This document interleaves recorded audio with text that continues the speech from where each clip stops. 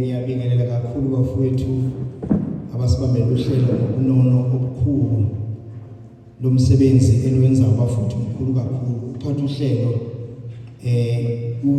kuyisiphiwo esingandele bani. Siyabonga kakhulu ukusiqondisela uhlelo, sibingelele baba umvangeli wenkosi okhona phakathi kwethu, abashumayeli benkosi, sibingelele insizwa yakwamakhulukhulu noma bengikhala ngithi ngathi ifuna ukusiroba, ifuna ukukushiya okunye, ngathi ngithi ngizama ukuyiqwashisa ukuthi ayiqhubeka yangabe sanginaka ngenxa yolwazi umuntu ebeluzwa liqhamuka. Siyabonga kakhulu Bhungane, sengathi banganda abantu abangaselekelela ngolwazi, ngoba ngisho iBhayibheli liyasho ukuthi abantu bami bayafa ngokweswele ulwazi. Thina-ke siyintsha amaNazaretha kufanele ukuthi siyicije kakhulu ngolwazi. Sibonga kakhulu, sibingelele-ke ubuholi beNathesa obukhona nobuhlelo lomsebenzi omkhulu kangaka. Ngibingelele nami ngokukhethekile unkosikazi wami engihamba naye okamzimela. Njengoba ngimuhle kangaka ngicabanga ukuthi ngimuhle, njengoba ngimuhle kangaka engicabanga ukuthi unesandla esikhulu kakhulu ukuthi ngibe lapha. Ngiyakubingelela Ntombi. Ngibingelele-ke abafuthu bonke, omama, abafuthu nodadewethu emini sanibonani. Ngicabanga ukuthi-ke bafowethu umsebenzi omkhulu kangaka engiphathiswe wona, ngoba umsebenzi kaShembe awulula. Umsebenzi kaShembe udinga ukuthi umuzo ngaphambi kwabantu bakaShembe uthandaze ukuthi uNkulunkulu akuphe umoya oyingcwele ukwembathe, ukuze noma ngabe yini ozokuyikhuluma kubantu bonyazi bakwazi ukwemukela ngalo moya osuShembe nawo. So ngithandazile-ke nami ngisahleli phansi ukuthi uNkulunkulu angilonde futhi angithwale ngikwazi ukukhuluma ngalo msebenzi kuthiwa ngizowenza uthinta kakhulu ukuhamba kwenkosi inyanga yezulu okuShembe kwaba kwesithathu kuleli bandla, ukuze size sifike lapho esikhona. Eminye inkulumo izothi kwehluka kancane ngesimanga sokuthi angijwayele mina ukukhuluma, ngijwayele ukushumayela. Manje-ke ngizozama ukuthi ngizame ukuyiswinga nami iye ngasenkulumeni ukuze ngizozwakala kahle ukuthi ngithini. Kodwa ke umsebenzi engiphathiswe wona lapha ashumayeli benkosi babumvangeli nabafuthi bonke ukuthi sibuke uhambo lwenkosi yamaNazaretha, inkosi inyanga yezulu, ukuthi kunike lo muntu inkosi inyanga yezulu eyawenza ukuze sifike lapha esikhona njengebandla. Munike lo muntu inkosi inyanga yezulu eyawenza ukusustaina le ndlela ende kangaka sihambile esicabanga ukuthi ngokwethu njengoba silapha indlela ephikelele kubo kwaNkulunkulu. Nginezifundo ke ezine engizishare nalendlu ukuthi ngokwami ukubheka uma ngibheka inkosi inyanga yezulu iziphi izinto ezine ezisignificant ngalendlela yokuthi umuntu oyinazaretha ikakhulukazi umuntu omusha kufuneka adraw some lessons from lezo zinto ukuze akwazi ukuphila ubuNazaretha. Ngoba uma uyinazaretha indlela yakho ozoyiphila iwuNazaretha. Lezi izifundo ke ezine baphathi bohlelo engifuna ukuyishare nalendlu ezizokwenza ukuthi umuntu olapha eCape Town azazi ukuthi uma ehamba ngendlela kaShembe uhamba ngendlela eyiyo 1 2 uhamba ngendlela azodonsa kuyo izifundo ezizomenza akwazi ukuphila impilo noma inkolo yobuNazaretha. Angiqale ngokuthi ke inkosi inyanga yezulu yathi ngeminyaka yo-1976-77 sekufika umsebenzi ukuthi kufuneka ihole ibandla. Akukaze kube mnandi, akukaze kube mnandi kwamanye amaNazaretha, akukaze kube mnandi ezweni ngesimanga sokuthi babecabanga ngokwabo kwasekwenzeka okuNkulunkulu. Ibalekile into bantu abasha abala endlini ni understand into yokuthi into kaNkulunkulu neyethu thina singabantu into ezimbili engafani. uNkulunkulu masekwenzeka into yakhe kusokumanifesteka into uNkulunkulu asekayishare njengevision. Uthola ukuthi abantu akaze bayi-understand noma bayinake ukuthi nayi vision kaNkulunkulu ngebandla. Lokhu thina sikwenzayo kusokumanifesta leyo vision. Kuyenzekile futhi ngiyafisa lezi izifundo uma uNkulunkulu abayishare nathi zisenze singaduki noma ngabe uNkulunkulu esimlandelayo usithela ngapha uzoqhamuka ngapha, kodwa singaduki ngenxa yokuthi umlando uzokusitshela ukuthi thina sizokholwa sizophila impilo yobuNazaretha, hayi ukuzosho ukuthi ubani ofuneka simlandele.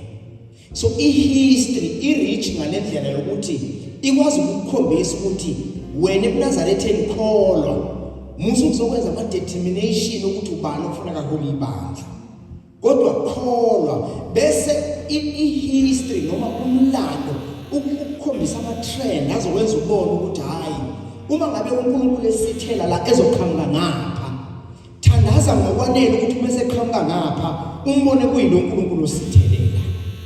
Kodwa uma uke wangawudonsa umoya noma wangayidonsa ngokwanele i-aerial yokudonsa i-network yokumgcina esithela la athi bese kuhamba ngapha ubone sokuwehlukile, kusho ukuthi umthandazo wakhe is not deep enough ukuthi ukwazi ukukhombisa ukuthi lo uNkulunkulu osithelelela yilo uNkulunkulu okhambe ngapha.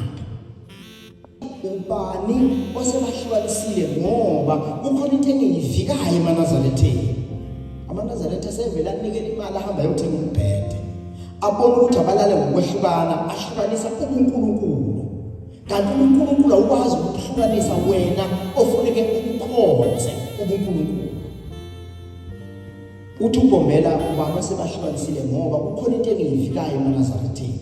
Kodwa lento sizokwenzeka ngoba amaNazaretha abantu basemhlabeni, kodwa lapho bayobona khona ukuthi ngangivika ini. History ke will tell us ukuthi ngalesi sikhathi sekufuneka kuhlala inkosi inyanga yezulu, abantu babungabazi uNkulunkulu bukaShembe bafuna ukuzenzela wabo ama determinations.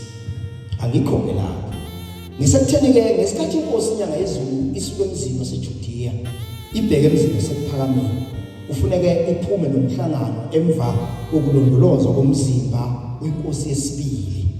Yafika inkosi inyanga yezulu sekuvinjiwe emzini wasePhakameni, kodwa yafika yahlabelela ingoma. Yafika yahlabelela ingoma ethi uma ungibiza Nkosi, yathi nami ngiyathanda ukungena ephakameni, kodwa sebevimbile. Kanti yasho inkosi yokuqala kuleli sonto yathi lo muzi wasekuphakameni umuzi oyingcwele, kodwa uyisibuya samabele. Lapho kuyobhulela khona amabele ayophuma nenkosi yesithathu iye emzini okhazimula njengelanga nenyanga.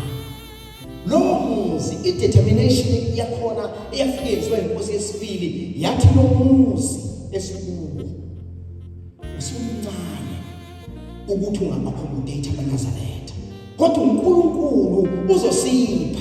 Yaphinde yabuya yazi ukuthi uNkulunkulu usengikhombisile lo muzi sesingajikijeli itshe lifike thina koShembe, uyalenga emkhathini ngey'ntambo ezine. Ubuka i-distance kwabaziyo umusuka emzini wasekuphakameni ubheke ebuhleni, ubuNkulunkulu bakungajikijeli itshe lifike.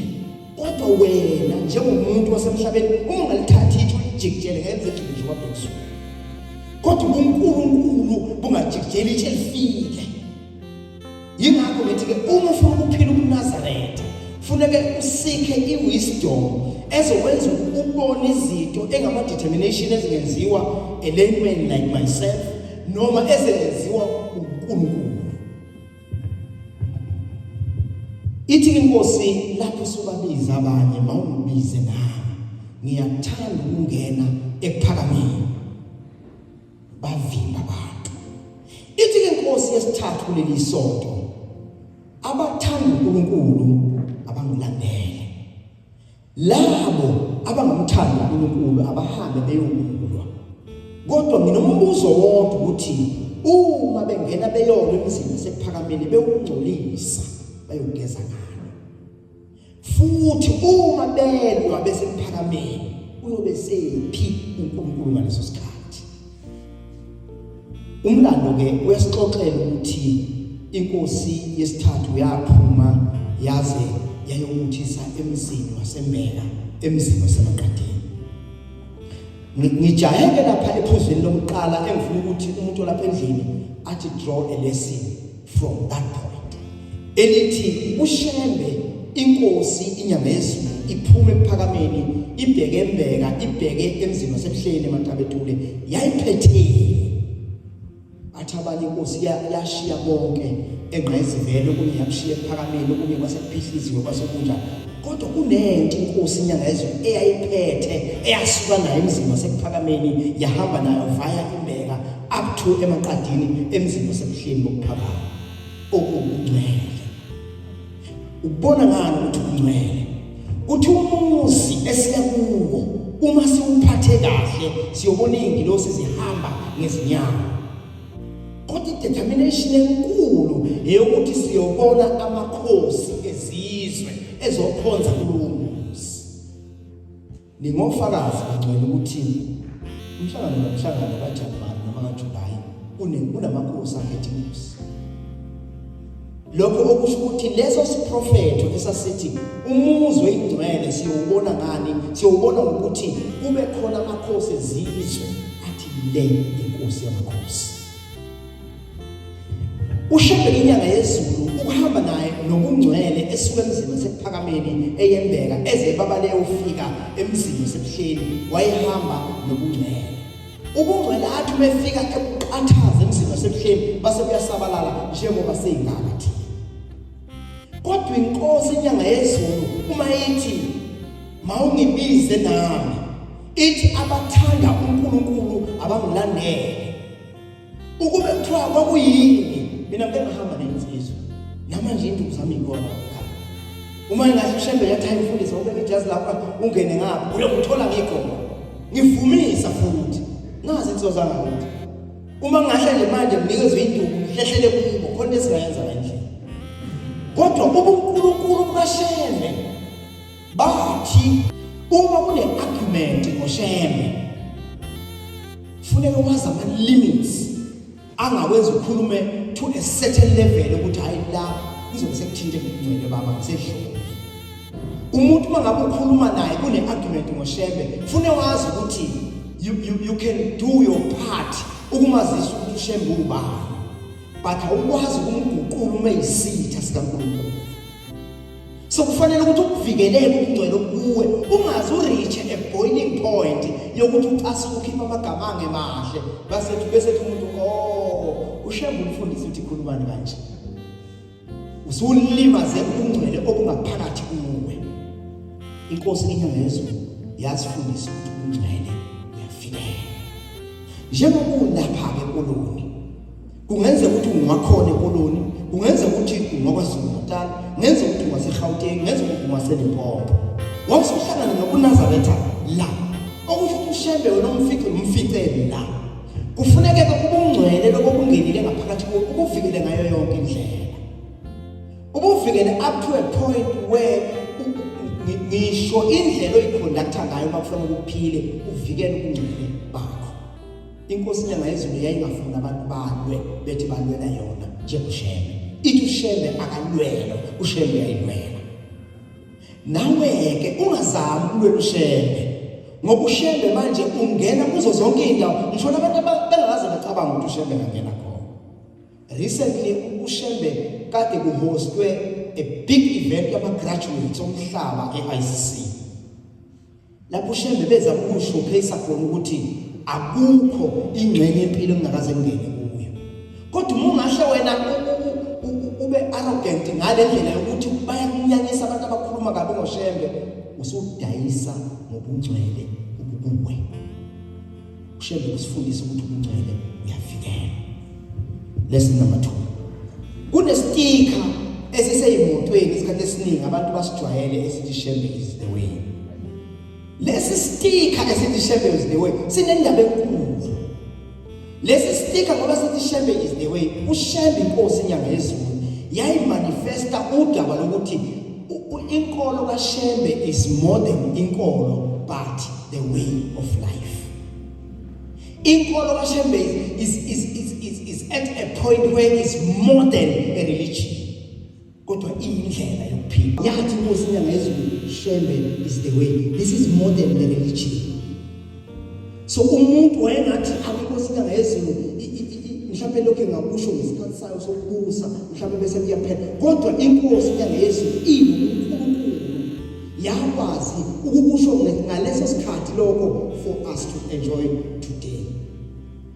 So whatever oyenzayo umuntu omusha, whatever oyenzayo umuntu oyiNazaretha, wokwazi ukuthi kwifamily yakho ukuthi wena ubona uNkulunkulu ama decisions owathatha based on uNkulunkulu awuzenzeli. Kodwa kunabantu abayotrace ukuhamba kwakho ebuNazaretheni ukuze bona bakwazi ukuhamba kahle. Umvangeli kaDavid la uyazi uphenyele inye page umvangeli. Uthi umvangeli kuthiwa izinto ekaShembe zenziwa umuntu ophelele. Kodwa uphelele esontweni.